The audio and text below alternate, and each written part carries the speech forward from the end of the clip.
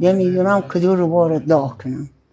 پشت سرت داغ کردم. این جلو. اینجا جلو داغ نکردم. آه. دیدی صدا؟ نه این صدا.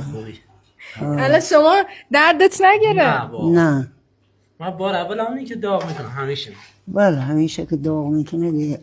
من یه سری رفتم گرمسیر فکر کنم نزدیک 160 کیلومتر داغ کردم برگشتم.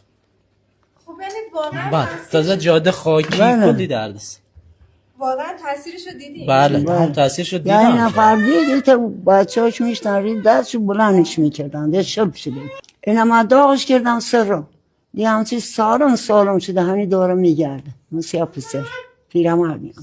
این کارم معصومه رایگان انجام میده، یعنی بابت این کار اصلا پول بیچانوان نمیگیره. حالا کسی مثلا سوغاتی چیزی براش بیاره قبول میکنه، من اینکه پول بخواه بگیره نمیگیره. روغن میش میزنن بله. جای هم روغن باز میزنن هم میش. حالا میخوان کمر گفتین یکم درد داره؟ ها کمر یک کم نازکه. الان نگاه کن. من که دستم فکر کنم خوب شد. این از روش‌های قدیمیه. بله. آی. همین تیک چه صدایی میده؟ همین؟ دیگه هم. فیزیوتراپیش. بله. چه؟ بله. هر که سردرد میشه میره دکتر خوب نمیشه، میاد داغ میکنه خوب میشه، درد دهنون میشه داغ میکنه خوب میشه.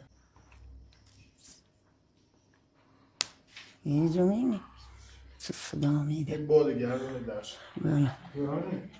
این الان صدای چی بود رو دیگه گردن؟ همین صدا همین داغیه. مثلا میگم باد درد میده این سوزن. ببین مو هم نیست که بگیم صدای موه. نه اینه حدود 10 سال پیش حاج خانم انجام دادم. سردرد خیلی خوب بود، کمرم درد میکرد، انجام دادم خیلی خوب شدم. دندون درد زیاد میشدم، دندون دردم الان 10 سالی هست دندون درد نشدم دیگه. یعنی واقعا تاثیر داشته؟ بله. تاثیر شما دیدیم که دوباره اومدیم انجام بدیم. ضرر زیانی برای بدن نداره که بخوایم مثلا ضرری داشته باشه یا یه چیزی بله، بخوری، ضرر چیزی نداره. نیست. نه جات آسیب میبینه نه چیزی باید بخوری که ضرر داشته باشه. بله. طب سنتی قدیمی هست. خب حالا ببینیم به چه شکلی انجام میشه. اینا چی هن؟ روغنه؟ روغن میش میزنی مثلا داغ میکنی اینا میزنی ری همون جای داغ میکنی. خب بله. اون روغن برای التیام برای بزنی. خب حالا ببینیم به چه شکلی انجام میشه. دیگه فرق سر باز بگیری. خب. همینطور علیکی نی که داغ کنی. اینه ایتو باز میگیری 4 فرقه. داغ کردن در سیرجان یه روش سنتی